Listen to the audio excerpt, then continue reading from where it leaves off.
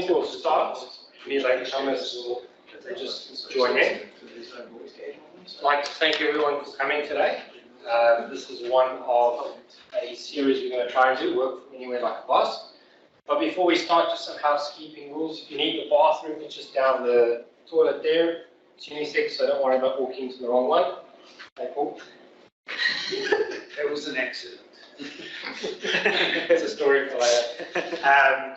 There's some drinks in the back. We'll have pizzas delivered at about 4 o'clock that we can enjoy. So we'll crack into it. We'll start off with introductions. I'm Tiaan. If you haven't heard that name before, you're in luck today because there's two of us here. I am a voice support engineer, so I work with Microsoft Teams deploying voice. I've done it for about 7 or 8 years. Actually, myself, Paul, and Lou used to work together back in the day on Skype for Business and Link. We had some awesome times. So I've been doing it for a while. We talk about Microsoft and everything. We've also got Paul, who is a Microsoft MVP. He's up from Auckland. He does these groups similar to this up in Auckland by every 3 months? Every 2 months, but arguably they've been going for, I think, they started in 2016, so we have quite a large setting over there. So normally hosted at Microsoft. I've also been in the voice industry. If you've got any old exchange questions, he can probably tell you. Ouch. The signature. You can probably decrypt a fax line by just listening to it. The Matrix. I have had salespeople say when you talk, it sounds like a modem's connecting. Yeah. And then we have a special guest today, Tiaan from Logitech, or Ingram. He's brought us some toys to look at from the catalogue, so if you want to have a look at afterwards, you can do it. He'll be talking about that gear later on. So let's get into it. So just the agenda for today, we've done the welcome introductions. I'll be talking about working from anywhere like a boss, just some overview on some best practices. Paul will be looking at how to set up your workspace from home. Yeah. And then we've got Logitech will present their part, and then at the end of it, we'll be looking at the impact of AI on the job market. And then we'll have some drinks and stuff afterwards. So working from anywhere like a boss. Sorry, Tim, just to figure out further, that agenda is likely to be compressed because there's not too many of us here, so we won't have too many slowdowns and so on. That said, please do ask questions. Yes, this is an interactive session. So we'll start off with the first part. So how to work from anywhere like a boss. There's 4 main points when you work from anywhere that you need to consider. So we'll be looking at those. The first thing is your camera option. What option do you use? Do you use your onboard camera on your laptop, or do you get an external camera? Do you need something that's easily mobile, or do you need a big camera, a fancy camera, expensive? The other thing we'll be looking at is your microphone. What's the best to use in which scenario?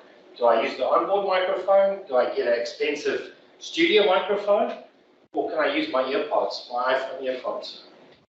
We'll also be looking at the speakers, what's good to use. A headset, onboard speakers, or a external speakers. And then lastly, the internet. What to use, Wi-Fi, wired, hotspot, what's the best option to use? Without a good internet, you can have the best equipment under the sun. If you've got a bad internet connection, it's not going to be any good. So let's firstly look at what to consider when looking at a camera. Hi, welcome. So right. No, all good. There's some drinks in the back if you guys want to grab some. Oh, it's just too coffee to know, isn't it? Go Really right. You want me? Yeah.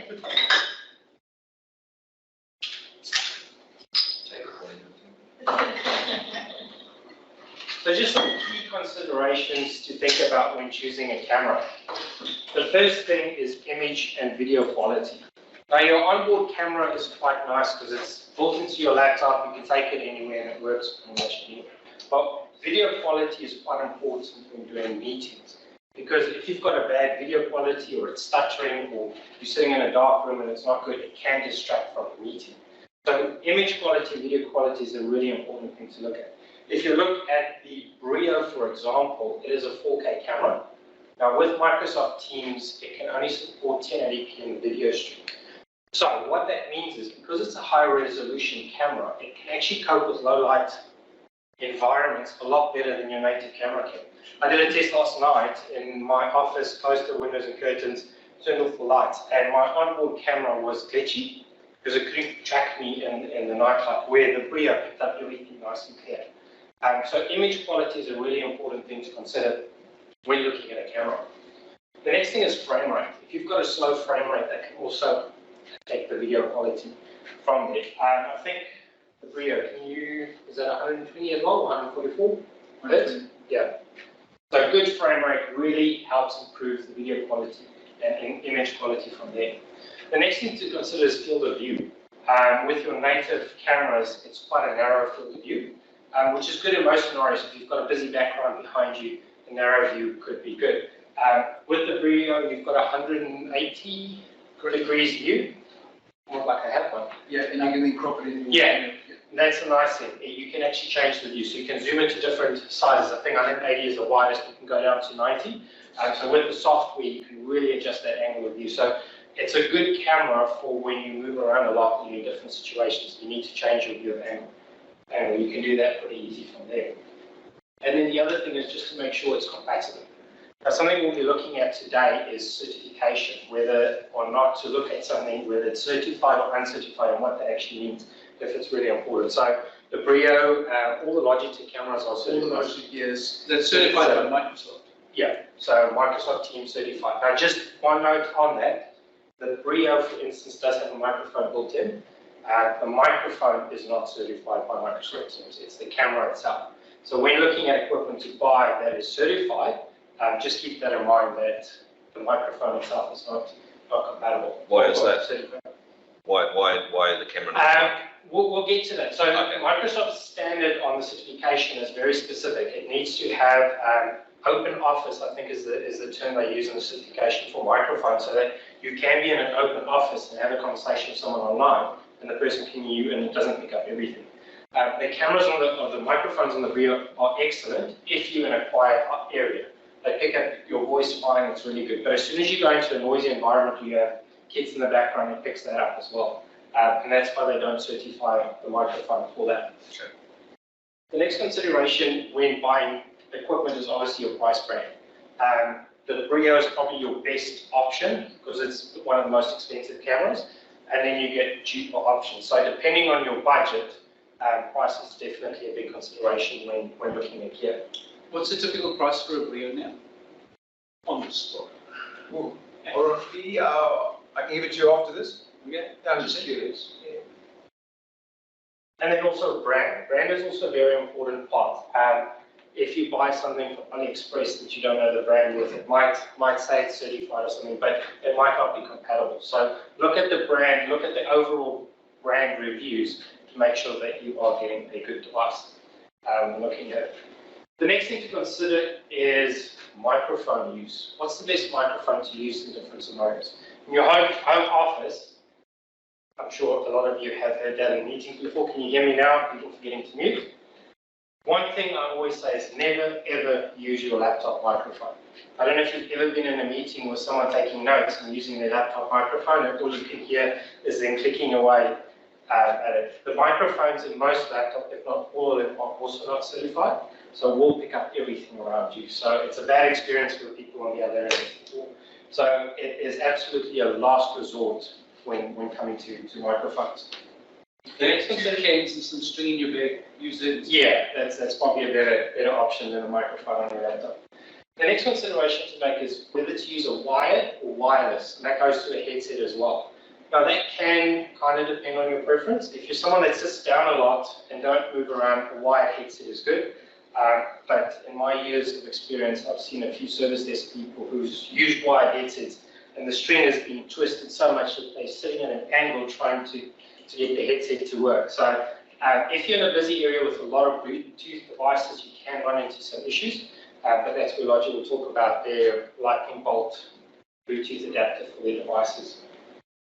Are you going to talk about these points in a bit more detail? Yeah, we'll go, yeah. So the next consideration to make is the type of headset you want. Now this also comes down to personal preferences.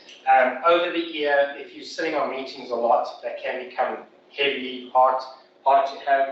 I've got an over-ear headset I use every now and again, which is the Plantronics. 82 euro, 8800. 8800, which is a nice headset. It blocks out the sound pretty good. So if you're in a busy environment, it's got noise cancellation on it. It's got a good microphone on it, but it does get heavy after a while. So if you're in meetings all day, it's not a headset you can wear all the time. The other one, what is it too big? They don't fit inside the cups. yeah, that's the other problem. Yeah. Not that I know anything about it. Now the other consideration is in ear or just on ear. How many of you use ear pods for meetings? No? Wow, that's good. Well done. What headset do you use? It's AirPods. Earpods. Yeah. Okay. Is that for Microsoft meetings or just calls in general? Just in general. Right.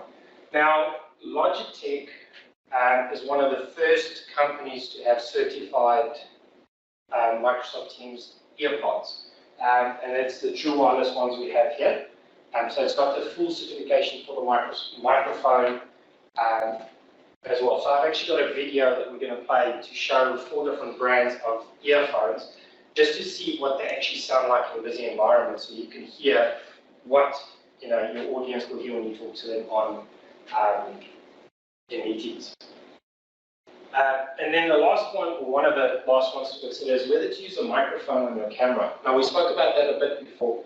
These cameras usually have really good microphones, but it's also an environment if you're in a busy environment, it's going to pick up absolutely everything and be a really, really bad experience for the end users. So again, like with your laptop microphone, only as a last resort, or if you're at home, you don't have any dogs or kids at home playing around, then you can get away with using that microphone. And then the last one is, would it be worth considering a boom mic or professional microphone? Now, both Paul and I do have professional microphones. He's got a Blue Yeti, I've got a Snowball, and those mics work really well. They're not team certified specific, but because of the kind of settings and stuff on there, in the home office, they work perfectly there. And you can really tune out the environment around you. You can change the acoustic bubble around it, but price comes into effect. Those are quite expensive type of microphones, and it's not something you can really carry around with you.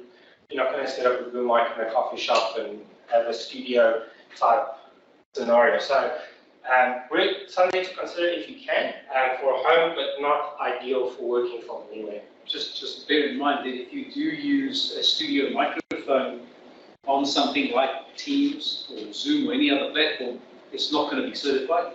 Yeah. So if you have any issues, you're on your own. That's the whole beauty of certification, is you can actually go back to the vendor and go, this is certified, I'm having this issue. So part of the certification as well is that it's a guarantee that it's plug and play. So if you plug it in, it will work regardless of the setting. And that's why Microsoft goes through quite a rigorous testing process when you try and get something certified. Yeah, while Logitech goes through that process. Yeah. With Microsoft, yeah. Yeah, so it's quite a long process, and so that the end user experience is easy. You can just plug and play. You don't need third-party applications to make it work on microphone. And then the last option was just cost it. So really look at your budget, and then within your budget, try and see where you can get something that is certified and that can work for you in your budget. Now, the last question on here, whether it's certified or uncertified doesn't really matter. Now I'll go to the next slide. Now, does it matter? Now, this is from Microsoft's, one of Microsoft's websites to basically explain what the certification means. So it's headsets, webcams, speakers that have achieved the certification. Now, this ensures that the device gets the quality and performance and works with no extra configuration plug and play. And then it's that open room is what they really focus on, is they test it in an open room, in an open office where you are, that the sound quality experience from the other side is a good experience. I've got a quick video here. I'm not going to play the entire video, but just to show you the effects of using AirPods, for example, and what that sounds like to participants in the meeting. Let's get these guys paired up to the computer and let's get them tested. All right, so we're back. And so first up are the Samsung Galaxy Buds Pro.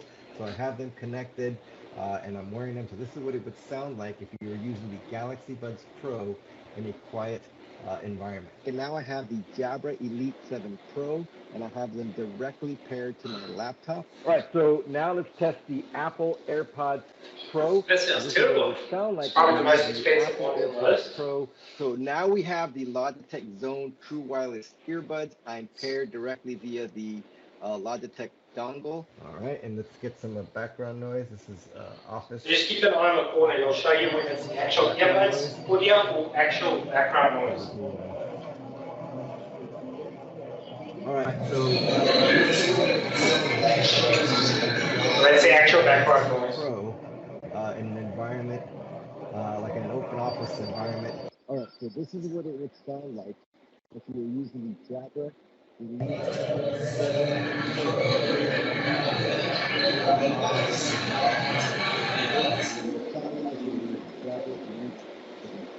All right, so this is what it would sound like if you were using the Very slight difference. environment. All right, so this is what it would sound like if I was using the in an open office environment. And so what I'm going to do now is I'm going to switch over to the So now it just goes and shows you the dogs or using the Samsung. and so on, but definitely a clear difference between the different headsets. And I was quite surprised to see that the Apple AirPods did the worst amongst all of those. And definitely the Logitech, we're not just favoring them because they're here today, but did the best in that scenario. You could actually clearly hear the person speaking. You could still hear some of the ambient noise, but it wasn't as distracting as all the other headsets. So just lastly, key considerations when using working from anywhere is network connectivity. Like we said at the outset, you could have the best gear in the world, but if you've got a bad internet connection, that doesn't matter at all because the experience is going to be bad. So having a good internet connection is definitely one of the most important things, and also making sure it's secure. Now I've got a rule of thumb when using internet connection, and that is based on the location. I will always try, if I'm working from home or an office where the network is secure, always try and use wired first. If you can't use wired, then use home or office.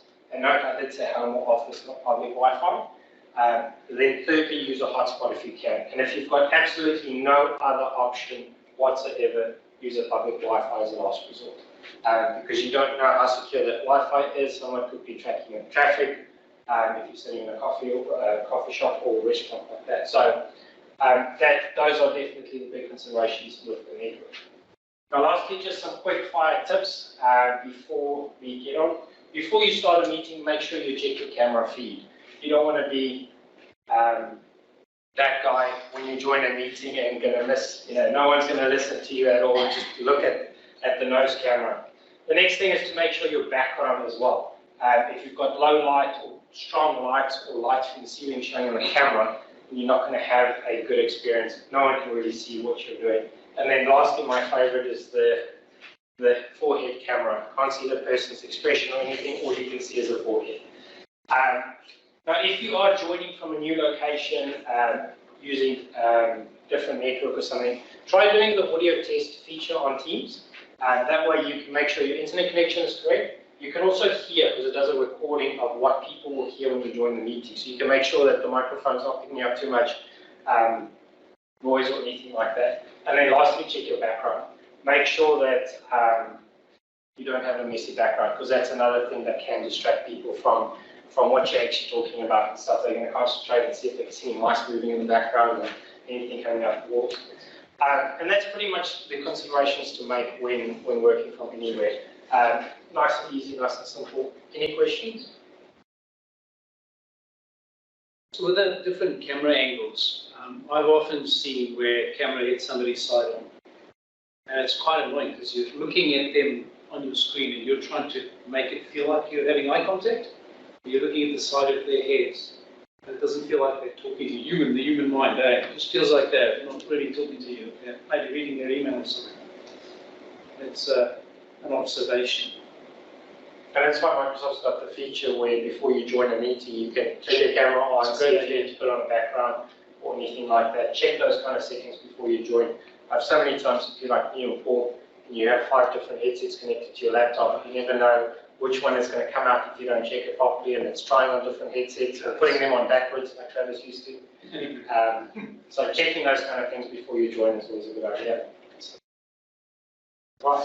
Right, okay, so this is going to be more of a discussion, open discussion. So when you have a workspace, I mean, Tiaan's covered some great tips, and obviously when you have a workspace at home, things are a little bit different, right? There are other considerations, there are other things. You have children? Well, you've got to approach it a little bit differently, right? So how do you deal with it? I want to know from you as the audience. How many of you work from home on a fairly regular basis? Yeah, most of you, right? So let's start with you, Tiaan. How do you make sure the kids don't come in and go, Daddy, I need some oats? Like a busy light. A busy light. Okay. Any other ideas? Lock the door. Lock the door, okay. Video games. Video games. But you're the kids. You're the kids. Fuck that. That would work. Frowned upon in some parts, but certainly viable. It is a challenge, isn't it? It comes down to training. I mean, we had all of COVID to train our families to be able to cope with it. Actually, how many of you work from home permanently? I do. I work from home permanently. And this is as much outing as I get. So once a month, I get to come to Christchurch for a couple of days. But my office is at home. So for me, being able to close the door, and yes, sure, sometimes lock it, and yes, I do have a busy light. Not that that's, because red is the new green, right, according to my son. So all of those things, even though I put them in place, don't work. What works is I'm working, I'll be done at 5. That's training, a bit of training. But there are other things as well. How many of you only have a laptop to work on when you're at home? Yeah. Really? Holy moly. How's that going for you? That's intentional, so it makes me go to the office. I like to keep that work and home separate, so I couldn't do the home thing. My wife does, she looks for it completely. It drives me insane, so not having that ability at home forces me to go in. That's a very, very good point. I've come across people over, since COVID's, lockdowns and all the crazy stuff that happened, and I've got some people, we actually had a guy in our team who went, I can't work like this, guys. You don't have an office, I can't work like this, I'm sorry. And he went, I've got to find somewhere where I can go and bond with my workmates and be able to, talk around the water cooler and get away from the kids and, all that kind of stuff. So there certainly is that, not you, Edu. You get the dogs, you got the dogs as well, don't you? Okay. So how do you cope working on a laptop? Is it just something you got? I've got some awesome gear to be able to assist. That makes life pretty easy. Right, okay, wait until your eyesight gets to mine. Yeah, Laptop screen just not working anymore. Zoom in, that's all. No zooming is going to help me. Honestly, I struggle with screen size. Oh, yeah. So although this is my laptop over here, by the way, and the only time I ever really use this laptop is when I'm forced to, like, yeah. And I couldn't do Word documents on there. I do a lot of documentation. I cannot do words on there. It's just too small for me. But I know this fella, he, changes the resolution down to microscopic, which just looks like lines on a page to me. And he's able to do that. So I suppose that's, so what you look at is important, right? What about space? Where do you put your laptop? So I've got in the bathtub. Yeah, I've got multiple screens on my desk. Right. I use the Logitech to be able to then plug that in my USB-C that then casts to my screens. Okay. And then I have a slot where my laptop just slides in that's completely away from everything, so I've got space to work on. So your laptop should compute, but you do have 2 monitors. Yeah, I do. Awesome. You don't. I do, but the wife uses it. So, good choice. Having wife have your And again, I like to get out. Yeah, not 100%. Somebody else had their hand up for laptop only. You guys, what do you do? How do you manage that? Yeah, try to avoid it as much as possible. Yeah, fair enough. Yeah, it's just only for quick break fix sort of stuff. So yeah. I totally hear you. It's a challenge, right? What about space? Where do you set up? Where do you work from? Kitchen table, one of you? A little study desk, yeah. Okay. I find that when I'm working from home, I have to have a proper desk. I can't. Have you noticed how the tables we sit and eat at are not the same height as tables we sit and work at? Have you noticed that? I noticed that when I try to stick my office chair at the dining table, it doesn't fit. What's going on here? So obviously the seating height makes a difference. There are things like the ergotron raised desks some people use, even in the office they do that. I certainly, this morning I was talking to one of my colleagues and he said that he's noticed that when he sits down to try to start work, he'll sit down and when he looks again, the only times he's left his desk is to get coffee and to it's the right way to say this. Yeah, to purge the coffee that has been. Yeah, those are the only times. And when he looks again, it's 5 o'clock, and he goes, "What the heck? I haven't moved the whole day." And how do you feel up to a day sitting like that? Little rubbish day. So we're lucky we have up-down desks. See now, I need to hook into that. That's awesome. What about? I don't know if you've seen. Do you guys know what Viva is? You heard of Viva? So Microsoft's got this new sort of. It's actually now one of the platforms, Viva Connect, is actually the new name for Yammer, by the way. That's what Yammer's now called, which is like a dirty word. Finally, you can stop talking about Yammer. But with Viva, they've got, I think the Viva Insights is probably the most useful for us personally as individuals, and you kind of get that by doing Microsoft licensing. And it tells you things like how long you've been, at meetings for the day, how many meetings you RSVP to, how many you ended early, how many went over, how many times you met outside work hours, and Tiaan and I multitasking while you were in a meeting. Actually, I'm not too bad. I'm not 92% of the time. I'm not multitasking because that's the risk. Only because your laptop can't keep up. I'll just stop. So the end of the day is it allows you to see where probably you have any time to do anything else. So they've got a new component in there called virtual commute. And I know it sounds like a real yuppie thing, doesn't it? But basically what it's suggesting is when we travel to work, be that 10 minutes or an hour or whatever it is, depending on where you live, you're basically getting this time where you're moving from one state of mind to another, and you need to take into account that that's no longer the case if you're working from home. So how do you cater for that? I had a guy work with me who used to take the dog for a walk, and that was when he would, I don't know, it must be the dog's training, he never walked into anything, but he would go through like some basic emails and return calls while he's on that walk, because that's what he would do when he was driving to work in the past. They just kind of picked up that method, which allowed him to get stuck in. What about getting dressed for work? Do you guys do that? How many of you work in your PJs? Do you work in your PJs? I can't do that. Half PJs, half. Maybe shorts, not jeans, though, maybe shorts. Yeah, I have been called out a few times with a pair of decent shorts. Oh, I thought they were decent. Particularly don't stand up. There is, I've noticed, and I'm sure you have too, that when you're meeting with people online and people are joining from home, that the attire has gone down a notch, right? Perhaps in the future, in the past, you had maybe a collar shirt, some buttons. Now it's t-shirts are good. I do draw the line at singlets. When I see somebody on a meeting with a singlet, I just want to go, dude, what are you doing? This isn't family time, this is work. You can't wear a singlet to work.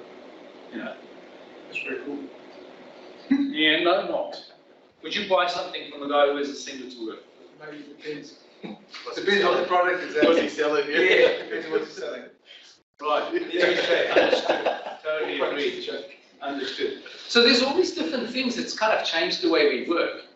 And really, it's been spoken about so many times. The end of the day is there's no recipe. Right? What works for you doesn't work for you. What works for you doesn't work for me. Right? And what each of us really has to do is go and have a look at how do you make the best of what you have. I do something a little bit different. I try to, at least once a week.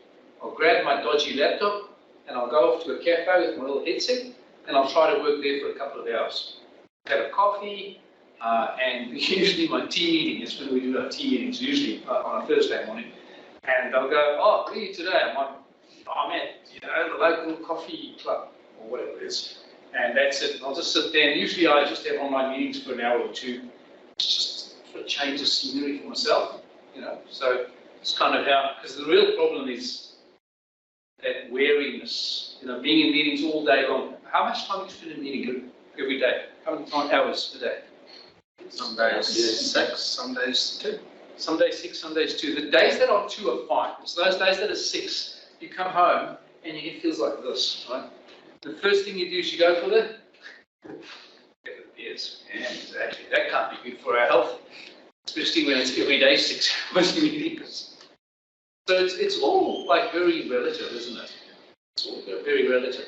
It's how we work, it's the kind of work we do. If you're a cabinet maker, for example, this doesn't really affect you as much. But if you're designing cabinets and you're sitting there using, what did you use? AutoCAD? No?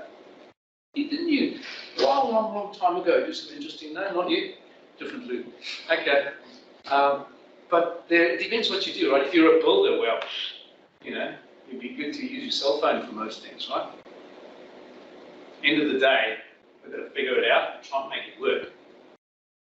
Yeah, interesting times. Now, something big's about to happen in all of this, and that's the AI piece. And after we've heard from Christian or Tiaan, tell us about some of the cool things that Logi actually do in some of it overlaps with what I've been telling you in the Logitech ecosystem. Like you do that thing with the chair and the distance and all that kind of stuff. Yeah? No? Not today. Depends on, yeah, not today. Maybe Not today. Depends on, yeah, touch on it, yeah. They've got a really, really nice guide.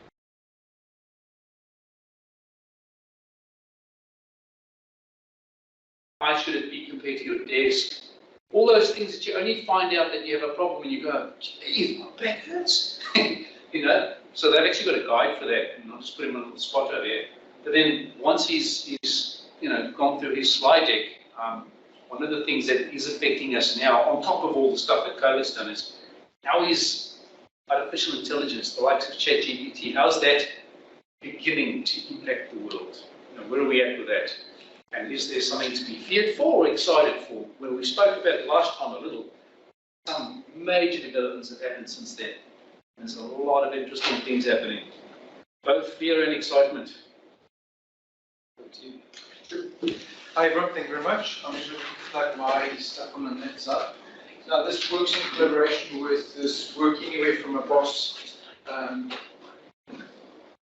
I can just plug it up, yeah? No. That's too late now. Very too late.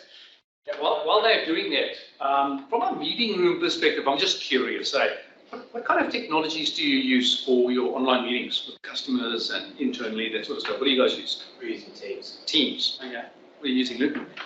Teams. Good choice, man. It depends, because it's been set up by our customers. It Not can really. come from web, initiates the meeting. Good answer. That's a good way to be flexible, right? What about you Pretty guys? much like depends on you share, and if it's like that, it's just Teams on Discord. Discord? It's Okay. like Team on Discord. Okay. What about you? Our team's running on Teams. Christchurch gear, Chris? with a couple of rooms with some BYOD, Zoom stuff as Okay. well. Yeah, just to accommodate contractors. You're the same, yeah? Yep. Yeah, that's pretty common. I mean, that's a good cross-section of what we're seeing in the industry today. Go back just after COVID lockdowns had finished, it was kind of like 40% Teams, 60% Zoom. And I think that's kind of changing now. And it's probably just because the way that the different technologies are evolving and how they're being embraced by business. Interesting. Thank you for that. And I know you've mentioned you don't work from home, you're trying to keep that separate. Now I'm completely opposite. I love working from home because I've got my whole setup decked out exactly the way I want it. Just makes my life way easier than I have to go to the office, and obviously it's hard desking situations, so you need to book a desk.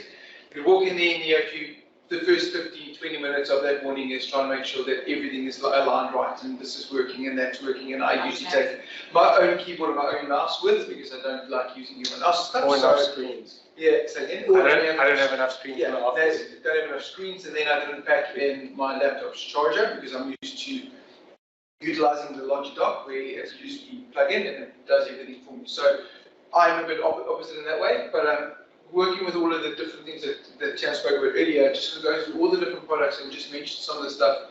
I know we mentioned that the Brio does have a microphone but doesn't get used. We've got other products within that range that is certified but does the microphone bit for us. So yeah. So one of our biggest focus is to be able to make sure that whoever you are, doesn't matter where you're working at, that you can be heard, seen, and you have the ability to be able to contribute within the environment. Yes, being at home on the couch, or like him sitting in a cafe shop somewhere, you have the ability to add value to that conversational environment. Now, like I mentioned earlier, we have that environment now. Within this personal workspace structure, we're going to look at some different structures. We're going to look at headsets, maybe touch on a bit of keyboard and mouse and then go through the different cameras and stuff like that as well. And at any stage, if you have any question, please don't hesitate, just blurt it out and we can work it from there. Perfect. So we're going to start off with our headsets. Now, Logitech has got 4 certified headsets. Now, certified by Team specifically, but also others as well. So the first one up there is the Zone wired earbuds. I didn't download any of these, are wireless. Wired earbuds that can plug in, and you have the ability to be able to then deck them as well with a conversion from a USB A to USB-C from there. So it worked pretty well. I love those, got them as well. Makes life pretty easy. Next up is your Zone wired. Now this are these ones here, and that's the reason why I say we wouldn't recommend using the microphone on the Brio, because we've got devices like these to do the audio pickup from there. Also have active voice cancelling, so that's one of the biggest things. Just on that headset's up for grabs later, so that's one of the giveaways we've got. One of the prizes, still you're going to sit there, so yeah, no worries. Then we have got the wireless, it can be decked pretty easy and can be Bluetooth connected as well, and then obviously my favorite is the True Zone wireless, so I use them for everything. One of the benefits of the Zone wireless is I have the ability to be able to download the Logitech app, and I can set the acoustics to however I want that. And the benefit with one of those is they have active voice cancelling microphones within each headset. We'll break down to the things. So most of our products, as you can see there, Microsoft Teams, Google Meet, Google Voice, Skype for Business, Zoom, and Cisco. So they are certified to be able to use over those different platforms. They've got all the normal buttons, volume up and down, active voice cancelling, boom up, silent, boom down, be able to talk again, Bluetooth pairing, the normal standards from there. Then going back to the True Zone, True Wireless headphones, they've got 3 active voice cancelling microphones in each headset. That's where the benefit, you guys saw that video earlier, when we did have that noise in the background, it is actively working trying to distinguish your voice from the background to make sure you can be heard even if you sit like in a cafe somewhere and there's a lot of infrastructure. Now yet again, Bluetooth connectivity as well, and also can be decked and certified by the majority of the platforms currently out there. The nice thing about that headset is you can have it paired to both the dongle and your phone at the same time. So you can listen to music, and if you get a Teams call in, it will automatically swap to that. And you don't have to. It hands over seamlessly. Yeah. Absolutely. Yeah. So with these dongles, Yeah. I don't have a Logitech headset. We don't use them. We use the P brand. Sorry, it's in the laptop. And I have it paired to my phone. Absolutely seamless. Mm. I try and pair it to my i7 16 gig Surface tablet, and it's an absolute nightmare. I have to use the dongle. We have users that lose the dongles continuously, and we tried 3 different brands. I can't remember Logitech, but Jabra was one, and they all came with dongles.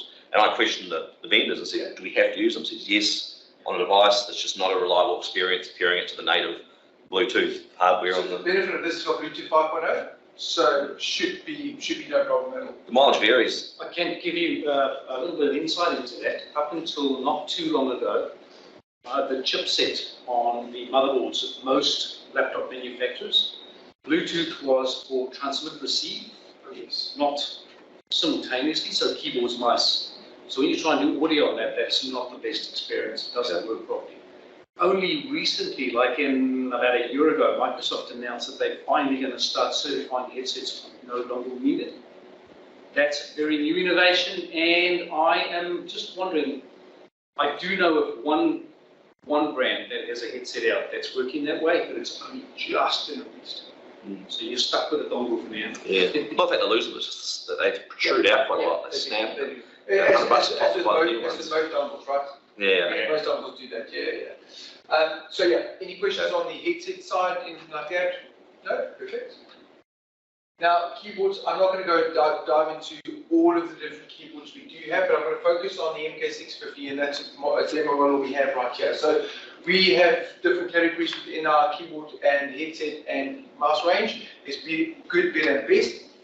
This falls within the better range. Now, it's not an MX, I know it's not the high-end tier, but most of the technology from our top-tier products have been received down through to this product here, which you'll see that it's got that 90% noise cancelling or soft noise clicks. It's got the smart scrolling wheel. You've got the soft rubber touch sides on the sides that they come from the MX ranges. And the benefit is, yet again, it is made of 64% recycled plastic.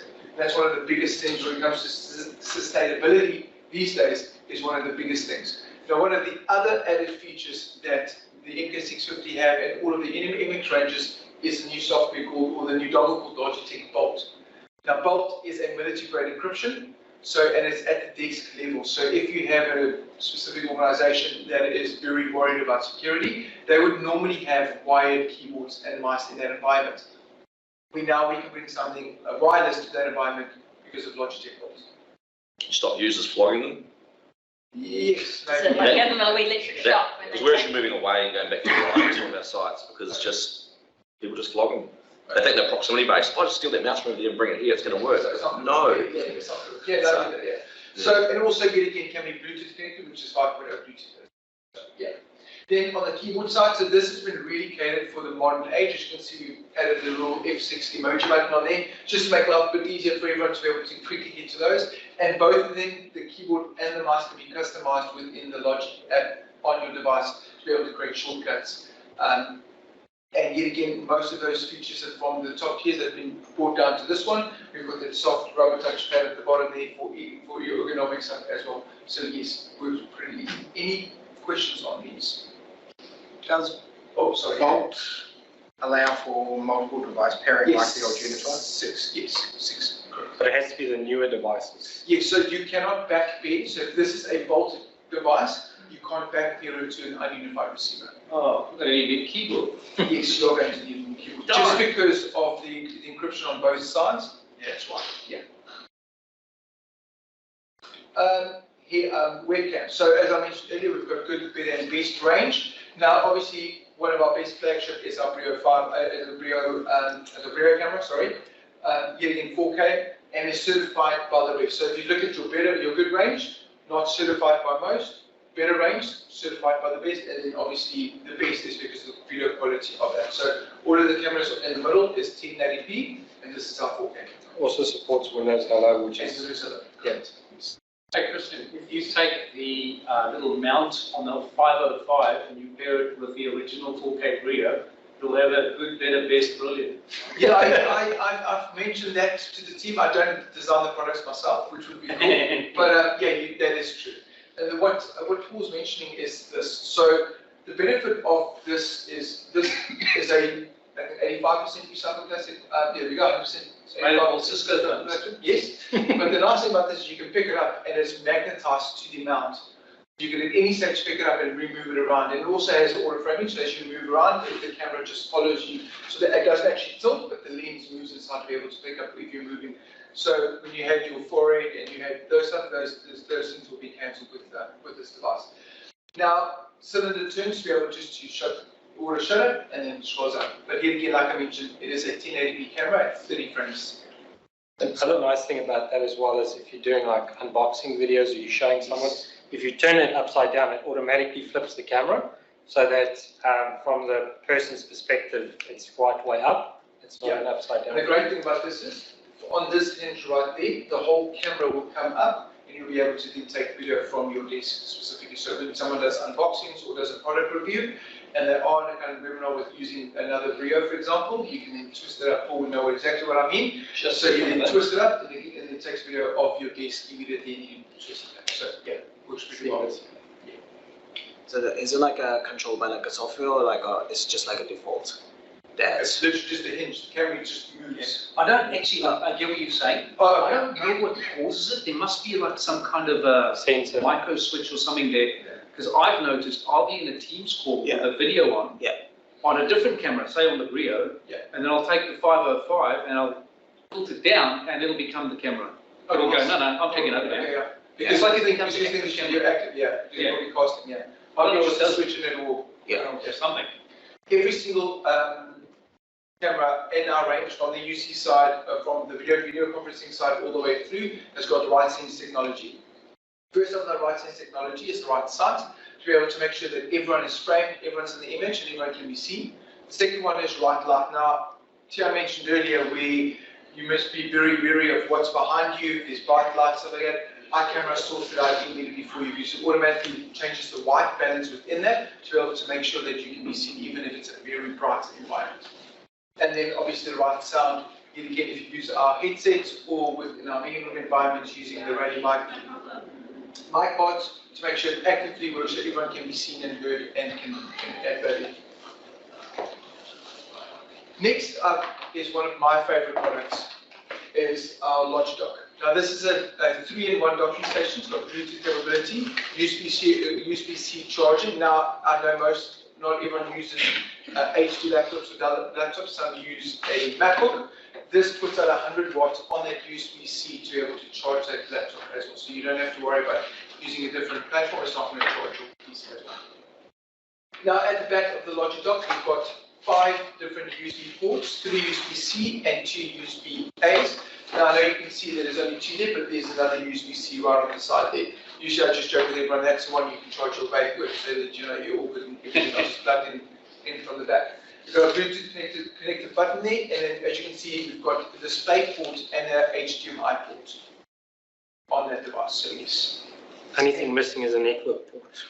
This, if I had money for everyone that says that, I would make so much money. At the end of the day, your PC is the device that connects to the network, and you have your USB-C plug-in.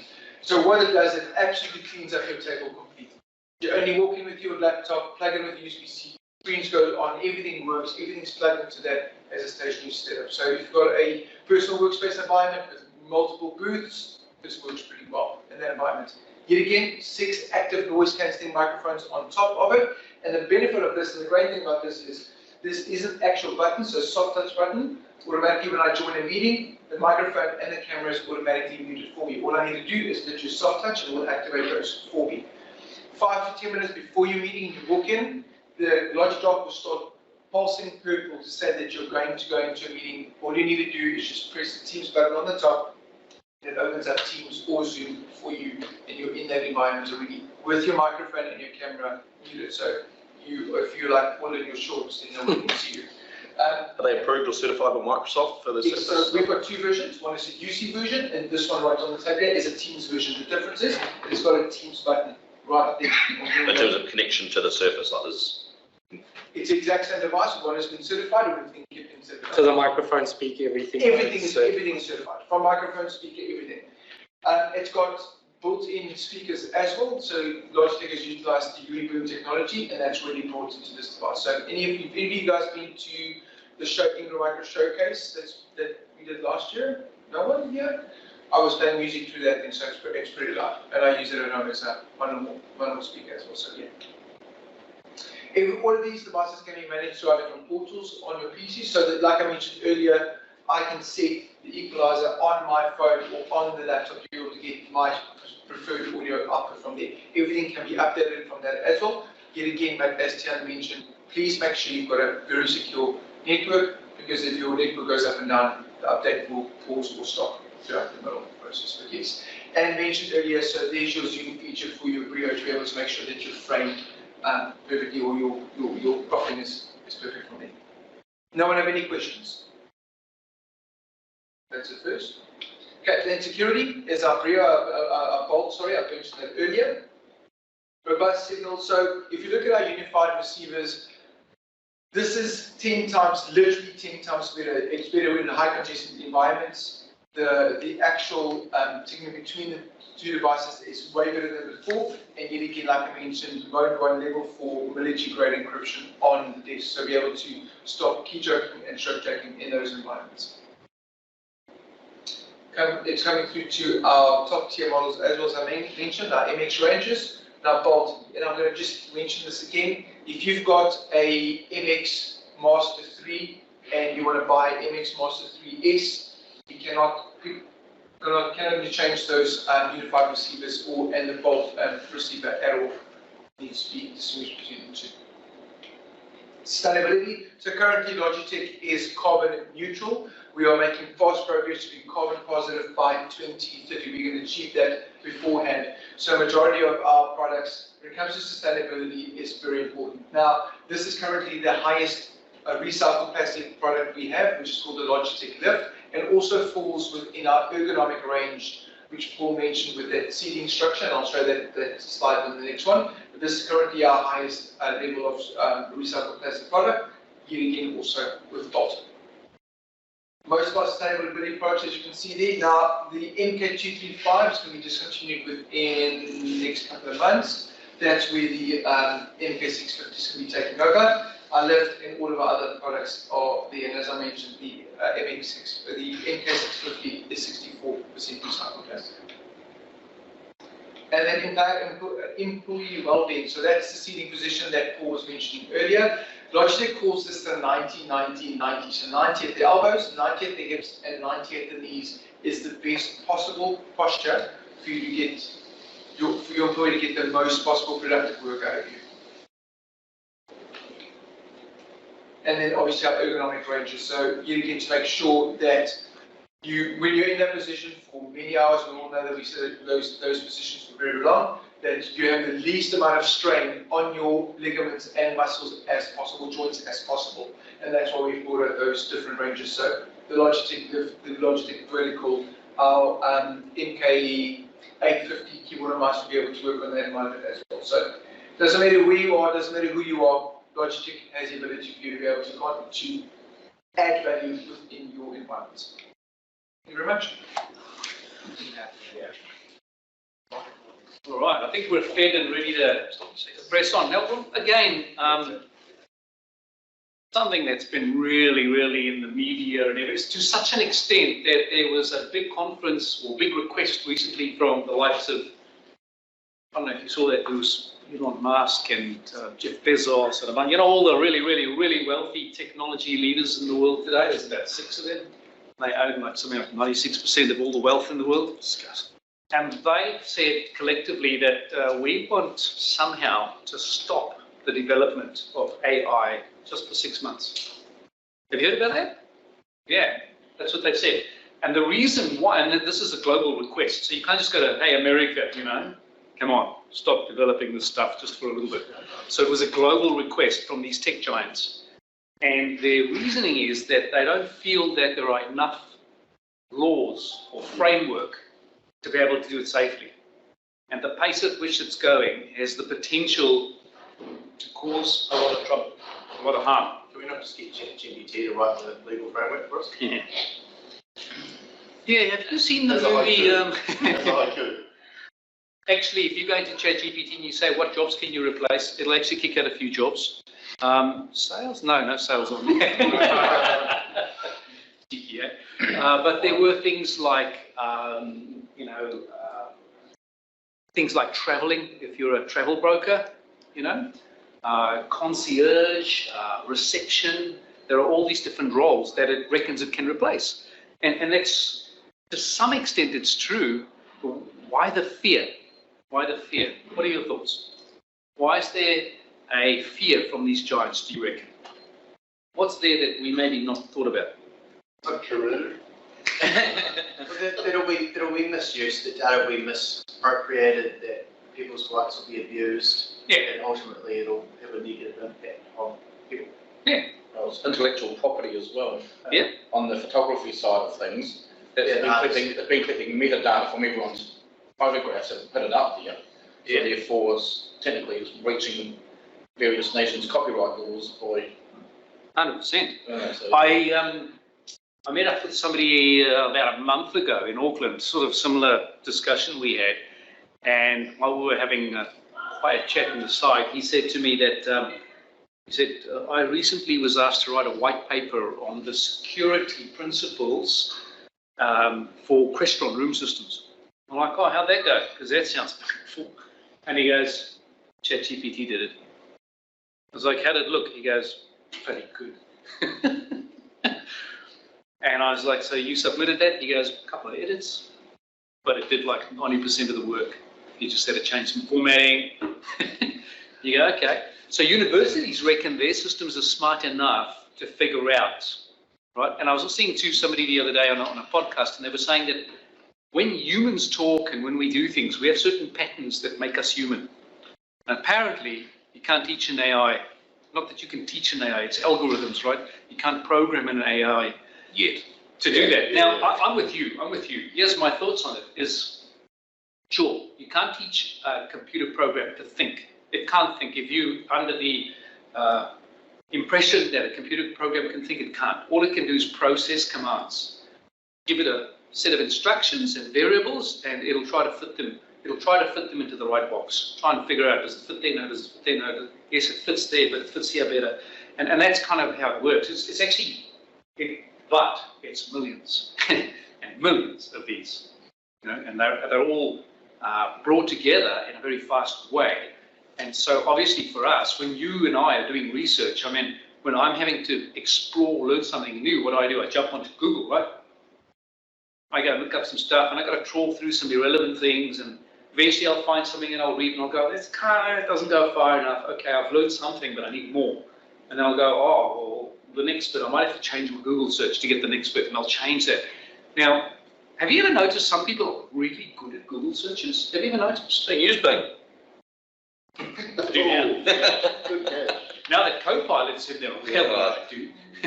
But some people just know what the combination of keywords, right? They know what it is that you need to put in. And so they've taken that knowledge and they've gone, well, can we document that? Yes, we can. Okay, let's put it into a construct that we can load into the likes of ChatGPT, and now you can get more human in terms of the response or the question. Now you can ask natural language. They call it natural language, right? Natural language learning. And you take that natural language, you pump it into an AI, and it spits out a result. And we're not quite sure how it comes up with that, right? And that's what freaks us out. Now, universities are saying they can tell, right? But here's the problem. They can tell because they have an algorithm that knows what to look for. Now, what happens when the set of instructions that says what to look for is included in the actual AI, and the AI says, these are the things I want you not to do? What happens? The AI leapfrogs again, and it just keeps getting better and better. So I'll tell you something interesting about security. In an AI world, they're now talking about the ability to adapt your security, talking about IT security, right? To the extent that if there's any unusual behavior, that it should figure out that that's not normal, and therefore write a rule to block it. Oh, that's smart, right? Well, it's only smart if the person who's trying to attack you doesn't know how your rules work. So, for example, if I start attacking loose PC, and I figure out with a fake attack that after 10 attempts, the AI kicks in and says, right, that's not right, and shuts it down. My next attack's going to be, guess how many attempts? 9. I'll come back later when it times out and I'll do another 9. You get what I'm saying? So the dubious people, as you said, they'll use it for those sorts of things, right? So that brings the next question. Is it a valid question? Will AI replace many people's jobs? Well, about the university stuff, funnily enough, I am doing some study and I wrote an essay the other week and I used ChatGPT to help, but I initially said, this is what my essay topic is. Can you write me a draft? And it said, I'm a natural processing language model and I'm not allowed to write you an essay for you. And I was like, no, I don't want you to write an essay for me. I want you to give me a draft, an example that I can use to base my essay on. Mm-hmm. And so I wrote an essay, and none of the references provided were valid. So none of the references that it gave, I could legitimately find and read and reference myself. So I ended up rewriting, well, I did write an original essay, but most of it. But some stuff, some points that it made, I found other references that would make the same point, and I changed. Organisation was spelled with an S because we're written in was written in New Zealand, but like I changed some stuff, and I just wondered, like, well, what?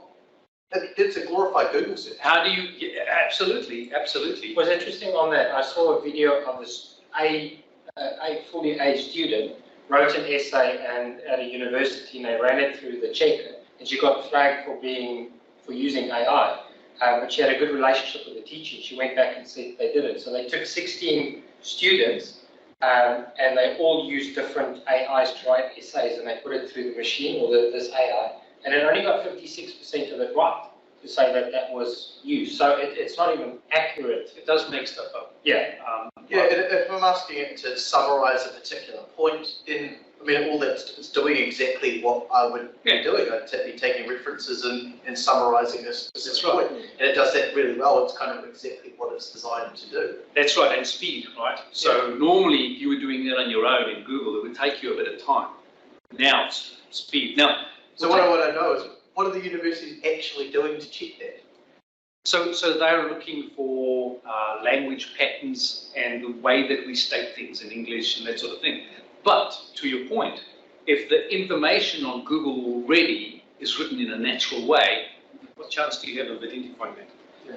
Not much. It's when it grabs little tidbits of information and glues them together. That's where you might be able to catch it out at this time. But that'll change. And it doesn't do any fact checks where it gets this information either. So it doesn't go, well, this website is known for bad information compared to this one. It just goes, well, that's the topic it's on about, so I'll grab that. It's also 2 years old as Yeah, well. exactly. That's right. So let's park that. Remember that ChatGPT, at least where they have released access to us, and if you go and have a look, you'll see it mostly it's just we're playing with a beta version, right? It's all just a sentiment to have a play, right? The real knowledge, the real up-to-date to the, yesterday's data is available, but it's not surfaced in some free product. So I was saying earlier that I work with a contact center company, they're called NICE, their contact center is called CX1, and they respond to RFP questions. So when you get these like 300 questions from a customer, they feed them into their AI and it spits out the answers. Now they still have to proofread them. Because sometimes it gets the sense less wrong, If I'm talking to you about something, and what you were saying earlier about summarizing something, you summarize something and your thought is on a certain aspect of that because that's how the big picture goes for you, right? But the AI doesn't know that. And it might go, oh, pricing. Pricing is always important, and it might go on and on about pricing, you know what I mean?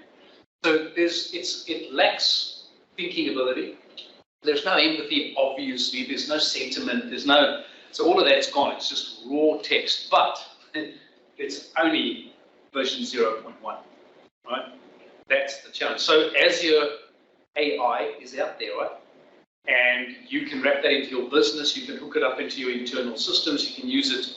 Imagine cataloging take all of your organization's documentation, every bit of documentation that you have on file. Every time you look for that little piece, hey, how do we do this piece? Oh, I can't remember, nobody wrote it down, or it was I can't remember which project. Imagine having all of that at your fingertips at the speed of ChatGPT. Now we're talking about some serious power. So that's kind of where you'll start seeing that. You can already leverage the ChatGPT engine if you want, and you can write your own constraints around that. And actually, there's a video on YouTube on how to do that. So you can go, I saw just recently a demo, actually the company that I work for, are doing a service desk, sort of level 1.5, not quite level 2 yet. Initial AI will discuss anything that comes in on email, it'll try to categorize and try to give you results. Now, we still check that. So it'll go, this is the request, this is the response to fix, or to do, or the next steps, or the whatever it is. And somebody has to approve before it gets sent, right? And it's just in trial at the moment, but it's doing quite well because you have the ability to correct it. Now, that was what you were saying earlier. What about if somebody corrects it incorrectly on purpose? Well, that's a problem, right? So you can kind of teach it in that you go, well, that path you went down there wasn't correct in this context. It's actually in this direction, and therefore the answer you gave was only half correct. This is the actual, right? Fact checking. So Bing. So Microsoft released Bing Copilot, right? How many of you used Bing Copilot? Have you used it? Heard of it, but it's better. I use it a lot. And the reason I use it a lot is it does a few things you don't get from ChatGPT. Right? First thing it does is it shows you where the information comes from. That's useful, right? So what it does is say, well, write me a paragraph on butterflies, which I think is what I said last time. It'll do it, but it'll go, the first point, it'll put a little 1 there. And then right at the bottom, it'll go 1 reference site. And then it'll take the next point and it'll use its smarts in the language to glue it together. And it'll go 2, which is the next fact. And that 2 will then have perhaps a different website. And if you click on those websites, you can go trawling and actually find that information. So first thing is it actually tells you where the information was pulled from. That's handy, right? The other thing is it's not a year old. It's using anything that's been indexed by Microsoft. Scary? Yes, very scary. But here's the real magic. we've got these big IT bosses going, or these big rich folks going, hey, this stuff's going too fast. How do we lock it down? Because it's going to hurt people. It's going to, what happens when it decides it wants to start doing things on its own? You know, okay, maybe too many movies, right? But there is risk that people's information can get out. I mean, you can generate a picture of somebody, make up a fictitious name. You can run a social media platform using an AI. How much damage could you do? Not to mention all those dating sites with your fake profile. Yeah, you know, it just gets nasty, right? So what do? So what Microsoft are doing is they're going, okay, use Azure AI. We can wrap governance around it within the Microsoft 365 ecosystem. So what they do is they go, okay, we've got some rules and you have to comply to those rules. So if some information is marked as sensitive because it's HR information, you can say the bot can't access that, can't get there. So that information has been marked as, and you can only get there if normally your policies and security access allows you to access that information. So they've already gone, what we're going to do is instead of build a whole brand new security principle, we're going to take what we already use and roll that over the content that an AI has access to. So straight away they're going, okay, well, we didn't just start on layer one, we kind of leaped a few steps and we're already getting to somewhere better, right? But the real question I want to get to is, can AI replace our jobs? Is that even a valid question? What do you reckon? Is it a question we should be asking? Is it a question some people would be wondering about? Some jobs yes, some jobs no. Yeah. I know our web dev team have used ChatGPT, but at the end of the day, it only knows what already exists. You still need them to code it, so you still develop so I can find it. 100%. You still need somebody with some brains to glue it all together, right? And to validate and check and test. And make decisions. Make decisions. That's right. So someone said that Oh yes, you can. Yeah. AI won't So, I mean, they Reduce your development count. Yeah, you can reduce it. But Like you mentioned Copilot. Have you tried Visual Studio Copilot? I have not yet, but I have used XAML Copilot. Amazing. It's you tell it, I want a box to do this, No, and it you goes just to start coding, and it just goes, "Is this what you want?" oh, autocomplete, like Yeah, in line. wow. I need to get onto that. Yeah. I taught myself XAML, which is Microsoft's mobile device platform for coding, from ChatGPT. I went in there with my PowerShell knowledge and a little bit of C# and said, I'm trying to do this. How do I do that in XAML? And it said, oh, it's like this. And I tried, it doesn't work. And I go, I tried that, but I'm getting this error. And I like that it's contextual. So if you're in the same chat, as you go further, your page is down, you're still talking about the same thing, but you've dug so far down, it remembers, oh, this is the scope. And then I showed Tiaan a little neat trick, that if you take your code and you go, this is my code, I'm getting an error, can you fix it for me? It'll recreate your code with your variables, your references, so you can just copy and paste it back. It's like really, really cool. You can't do that in Google, right? Google would take you a long time to do that. And so it is very powerful, it's very interesting. I think the question isn't, if I was in a position where I had a job where I was thinking, all I do is weigh and stamp cheese, is an AI going to replace me? That's the wrong question. The question is, how can I use AI to become more relevant? How can I use, so for example, this is not the first time in history where technology has caused people to panic about their jobs. Yeah. One of the first times I can think of is Thomas Edison. Thomas Edison invented, discovered light. What happened? The candle industry tanked. If you're a candle maker, you'd be panicking, eh? You'd be going, electric lights are evil, taking my job. Well, the Industrial Revolution, many people lost their physical labour jobs, right? That's right.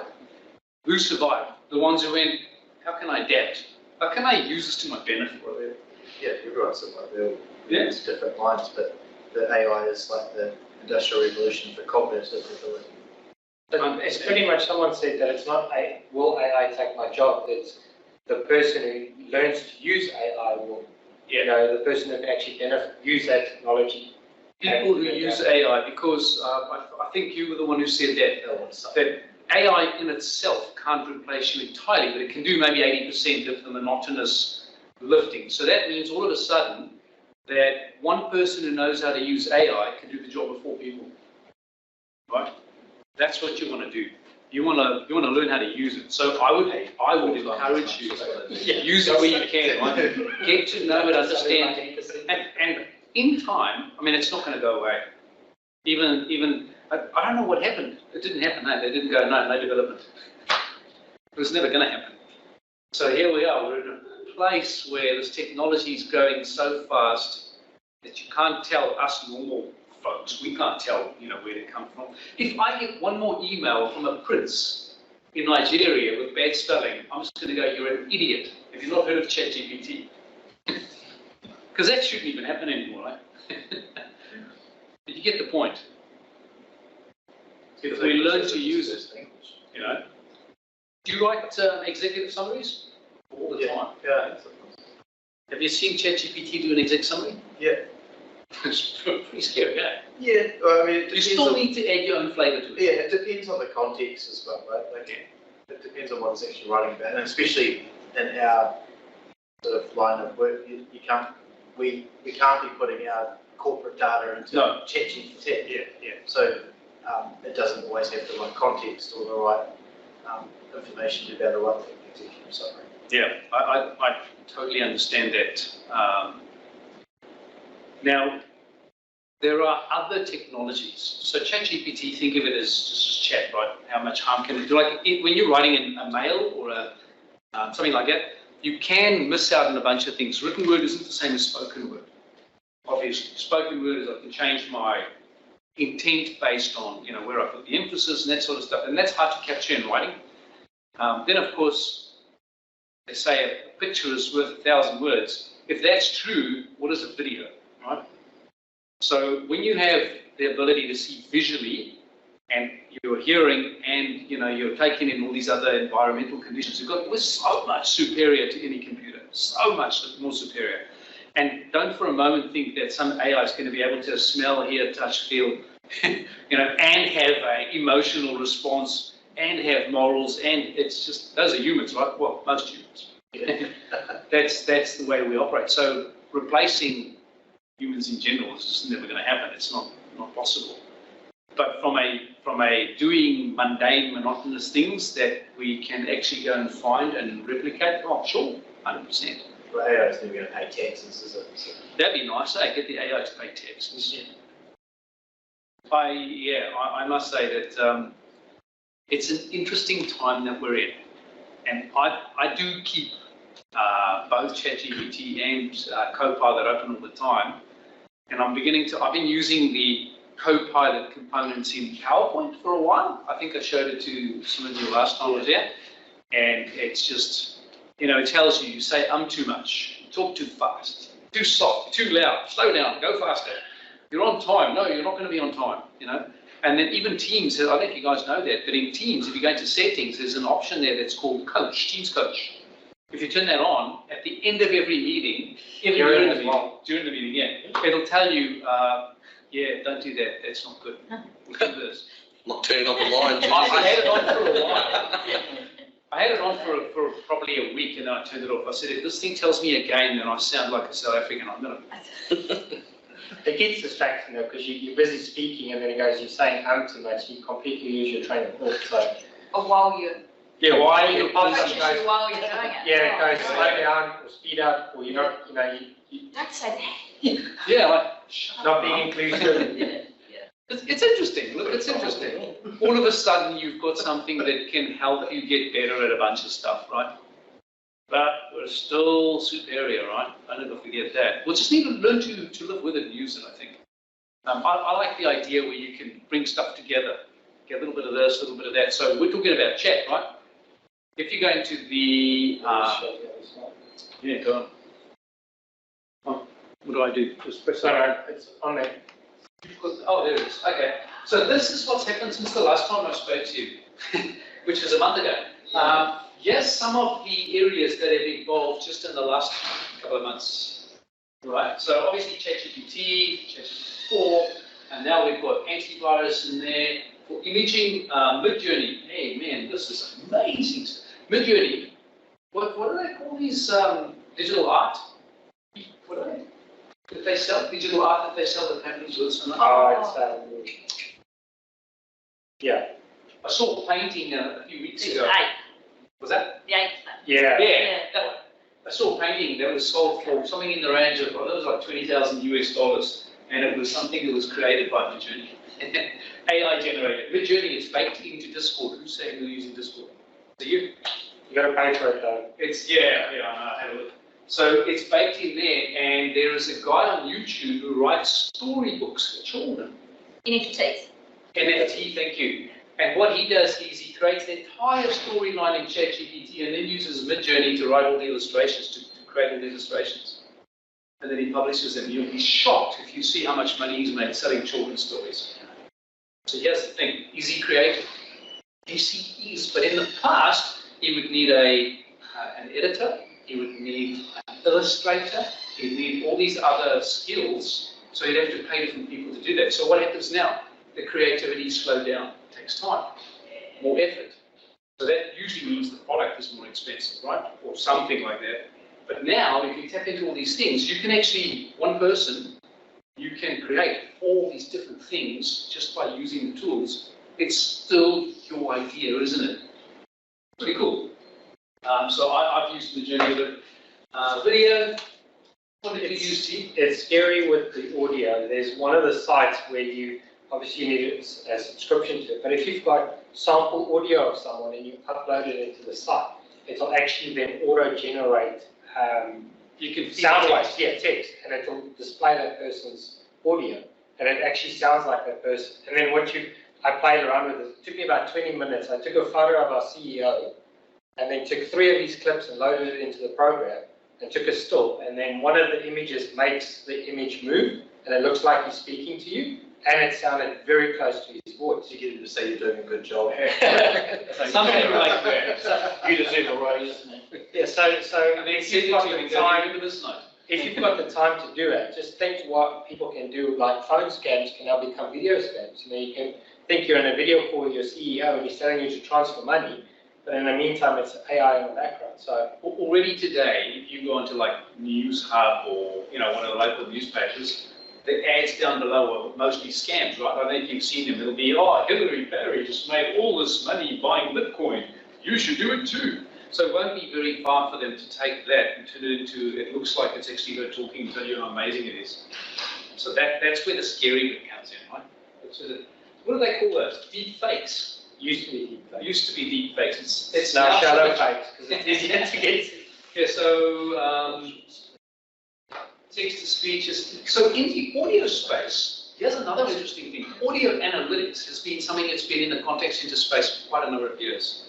And in Azure, you can do something called sentiment analysis. So when you're talking to somebody in the contact center, it can, while the call's going on, go, listen, this guy's going to get a little wound up. Maybe you should, offer him a free, Apple Pie or something.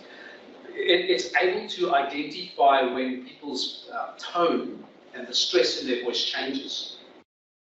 That's pretty impressive. Why don't they have that in their contact center? Yes, you can buy it as a module in your contact center, audio analytics, and you can use that for training. They have special routing that will identify if someone is upset or aggravated, and they will either route that to someone that hasn't had someone that's aggravated talk to them already, or to someone senior.